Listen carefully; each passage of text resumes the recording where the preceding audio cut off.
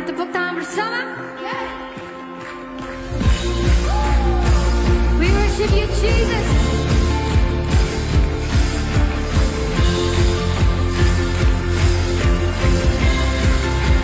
Everybody jump, jump.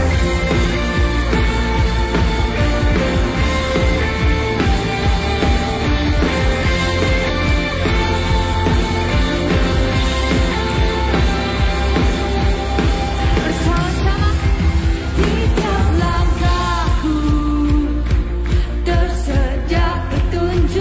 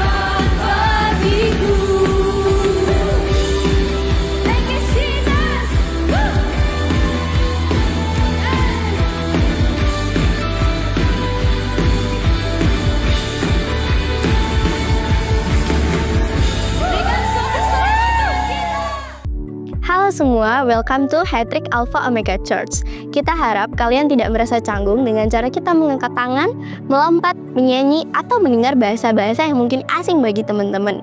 Karena kami percaya bahwa lagu dapat membangkitkan iman, dan itu merupakan ekspresi kita mengasihi Tuhan. Alpha Omega Church adalah tempat orang yang tidak sempurna. Jadi kalau di antara kalian ada yang punya kawan atau keluarga yang tidak sempurna, kalian bisa ajak mereka untuk bersama-sama terhubung lewat ibadah online ataupun hadir di ibadah onsite. Di Alpha Omega Church, kita berusaha membangun suasana yang antusias dan semarak dalam setiap ibadah, baik onsite maupun online. Sehingga kita sangat mengajak teman-teman untuk berpartisipasi dan responsif dalam ibadah ini. Feel free untuk ikut bertepuk tangan, mengangkat tangan, tersenyum, dan menikmati apa yang sedang berlangsung. Berikut ini beberapa informasi yang baik untuk kita perhatikan. Ibadah raya setiap hari Minggu di 2 kali ibadah jam 8 dan jam 10 pagi. Ajak keluarga, kawan, dan saudara kita untuk ibadah bersama. Teens online service bisa diakses setiap hari Minggu jam 7 pagi di YouTube Alpha Omega Church. Kalian bisa like, komen, share link kepada kawan dan saudara kalian. Itu saja pengumuman yang bisa aku sampaikan. Enjoy the rest of the service. Halo mahasiswa, buat kamu mahasiswa dan mahasiswi usia 18-22 tahun, ada kabar seru nih buat kamu. EOC bakal ngadain kampus dinner di hari Minggu 21 September jam 6 sore. Aku bocorin, isi acaranya bakal ada makan bareng, main games, talk show inspiratif yang relate banget sama kehidupan kalian. Plus, ini jadi kesempatan buat kalian bisa kenalan dan bangun koneksi dengan teman-teman yang baru. Bayar? Tentu aja tidak, acaranya gratis. Jadi cukup daftar lewat QR code yang tersedia atau hubungi nomor yang tertera. So, don't miss it. Let's hang out, have fun, and grow together di kampus dinner. Halo, welcome semua teman-teman teens dari Alpha Omega Church atau siapapun kita yang baru tuning in hari ini. Welcome to atmosphere the teens community of Alpha Omega Church. Nah, this month kita akan ngebahas banyak tentang money atau finance. Nah, coba let me ask you first. Is money good or bad? Nah, sebagian kita mungkin you will say it's good, sebagian kita akan bilang it can be bad. Nah, the answer adalah gini, money is not bad, but the love of money is bad. Nah, 1 Timotius 6 ayat yang ke-10, Apostle Paul dia pernah ngajarin kita gini, akar segala kejahatan, the roots of all evil. Dia bilang, ialah cinta uang. So, bukan uangnya, tapi mencintai uang. Dan dia ngejelasin selanjutnya, oleh memburu uang, beberapa orang menyimpang dari iman, menyiksa dirinya dengan berbagai duka. Nah, why EOC kita mau ngajarin our teenagers about this since young age?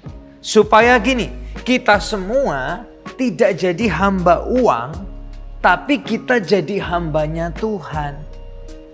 Aku ulangi ya, supaya kita nggak jadi the slave of money, tapi kita jadi apa? Servant of God, hambanya Tuhan. Nah, ayat itu tadi udah ngejelasin karena memburu uang, orang nyimpang nih. Nah, how many young people nih, we compromise our faith because money. Why? Kita di-enslave oleh money. Banyak young people juga gitu, we choose money rather than the truth of God. Why? We are enslaved by money. Yang lain, we prioritize money over than God. Kenapa? Karena kita jadi hamba uang. Nah, boleh nggak satu hal yang sering kali kita ingetin, uang itu hamba yang baik, tapi uang itu tuan yang jahat. Nah, makanya AOC mau ngajarin anak-anak muda sejak muda tentang ini. Karena apa? Kita semua tidak jadi hamba uang, tapi jadi hambanya Tuhan. Nah, bicara tentang uang, let's learn together. Ada 3 area tentang uang yang generally your parents, kita semua lakuin adalah gini. We receive, we manage, and we use money. Aku ulangi ya. We receive, we manage, and we use money. Nah, Lukas 16 ayat yang ke-10 mengajarkan kita gini. Barang siapa setia dalam perkara-perkara kecil, ia setia juga dalam perkara besar. Dan barang siapa nggak benar dalam perkara kecil, ia tidak benar juga dalam perkara-perkara besar. Jadi, jikalau kamu tidak setia dalam hal mamon yang tidak jujur, siapakah yang akan mempercayakan kepadamu harta yang sesungguhnya? Dan jikalau kamu tidak setia dalam harta orang lain, siapakah yang akan menyerahkan hartamu sendiri kepadamu? Nah, kemudian penulis Lukas bilang, seorang hamba tidak dapat mengabdi kepada Tuhan, karena jika demikian ia akan membenci yang seorang dan mengasihi yang lain. Atau ia akan setia kepada yang seorang dan tidak mengindahkan yang lain. Dan kemudian dia mengakhiri gini, kamu tidak dapat mengabdi kepada Allah dan kepada Mamon. Nah, ayat ini bicara banyak hal tentang gini loh. Our hearts towards money or God. Ayat ini ngajarin kita juga tentang gini, managing. Setia dalam perkara yang kecil. Nah, ada kalimat yang saya ingin ajarkan gini. You cannot manage money until you can manage your emotion. Aku ulangi ya guys. You cannot manage money until you can manage emotion. Nah, aku mau tanya nih. Berapa banyak uang yang cukup buat kamu?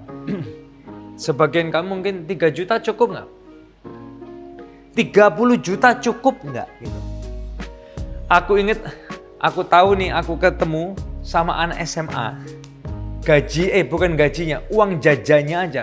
His pocket money, 3 juta tiap bulan.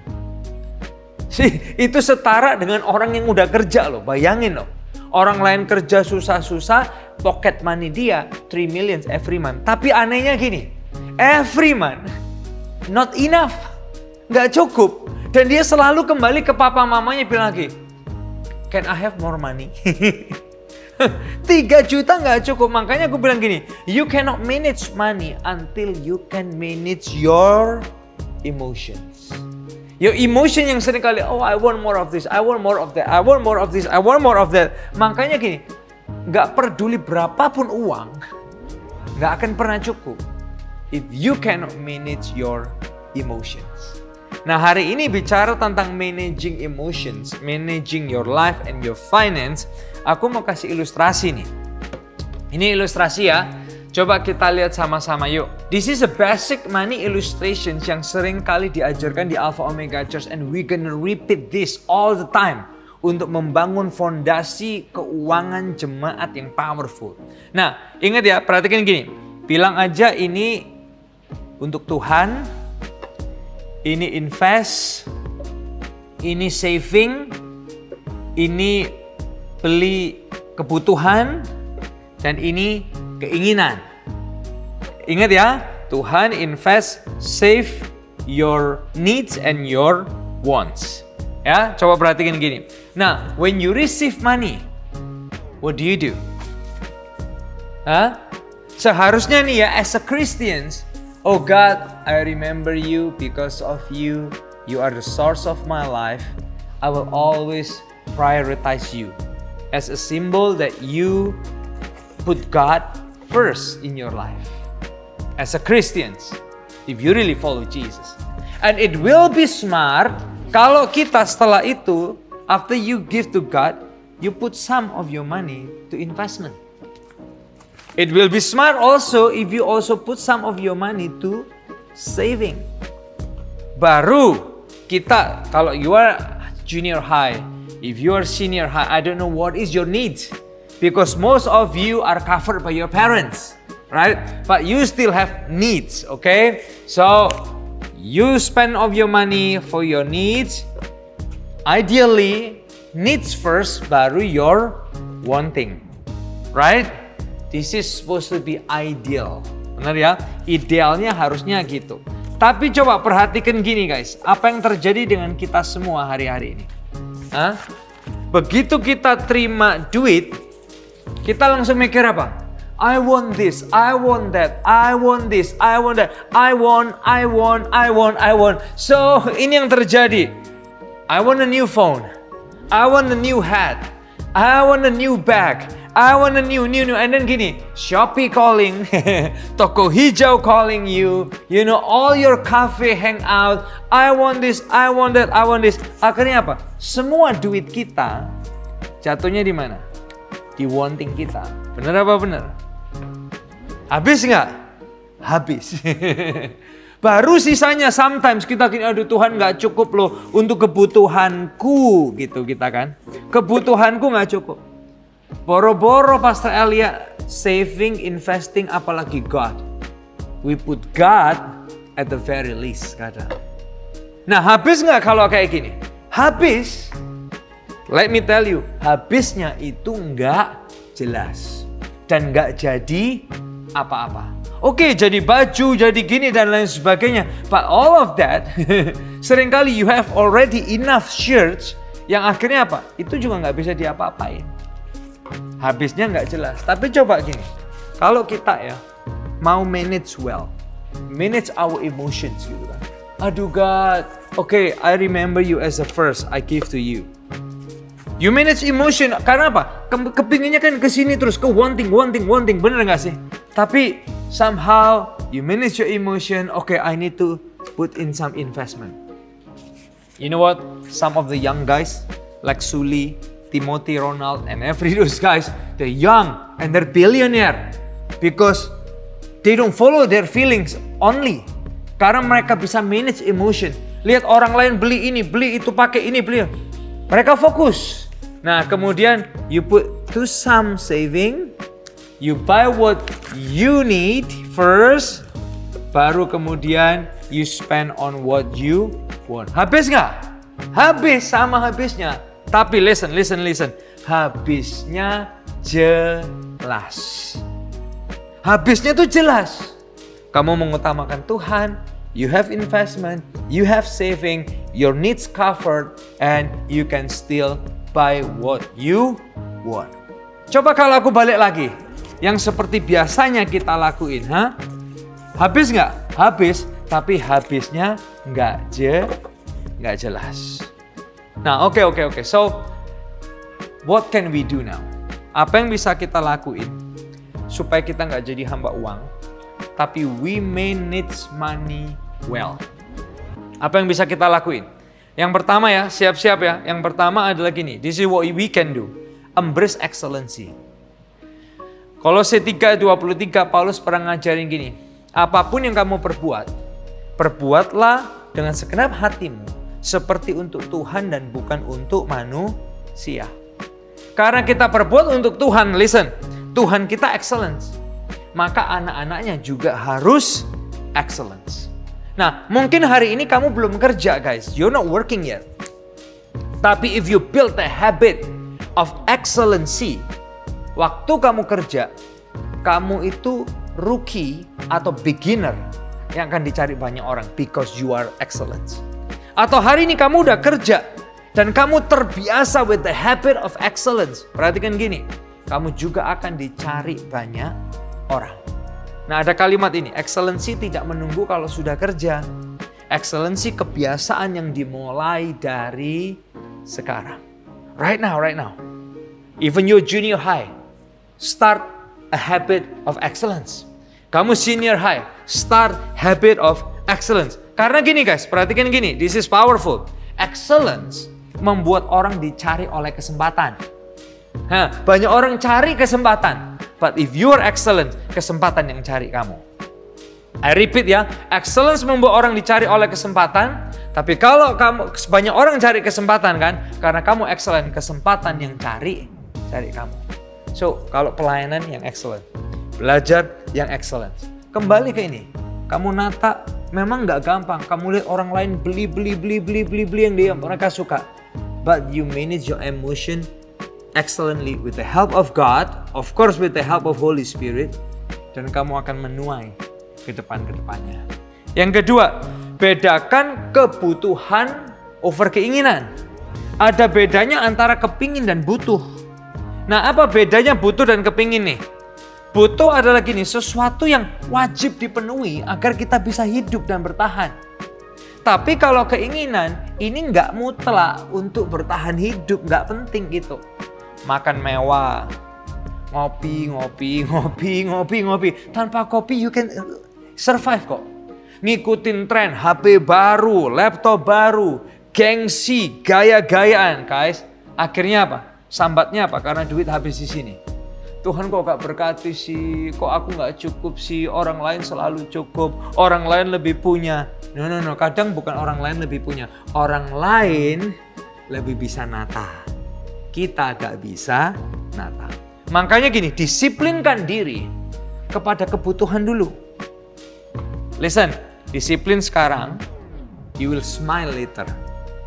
Tapi kalau kamu senyum sekarang, you will cry later. Paham ya? Tangkap ini baik-baik. So kembali ke ilustrasi ini.